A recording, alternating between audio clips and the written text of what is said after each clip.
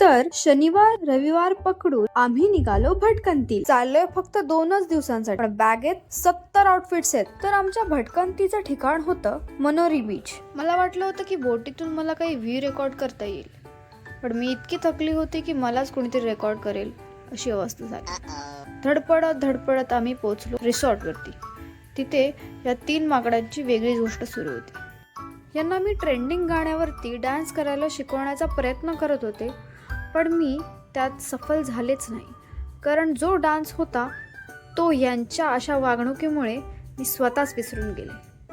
आम्ही जेवायला म्हणून रिसॉर्टपासून जवळच एका छोट्याशा हॉटेलपाशी गेलो, पण जेवणाची चव पाहून सगळा मूडच खराब झाला.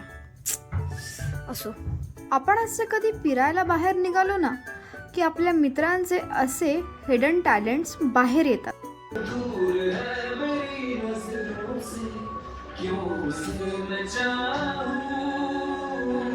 त्यातीलच एक टॅलेंट म्हणजे लाईव्ह स्केचिंग. या अशा निमित्तामुळेच यांचं लाईव्ह स्केचिंगचं काम, यांचं हिडन टॅलेंट हे असं कधीतरी बाहेर येतं. पण असो, कधीतरी का होईना टॅलेंट तर दिसतंय. असं काही काम पाहिलं की असं वाटतं की कलाकार मित्र असणं आयुष्यात फार गरजेचं आहे. मग आमचा गाठोडा बांधून आम्ही धरला घरचा रस्ता. वरती परिंदी बघतो ना तू. त्याचे आउटफिट बघा आणि बॅग बघा. आउटफिट बघा आणि बॅग ही अजिबात एस्थेटिक आहे भाई. एस्थेटिक आहे.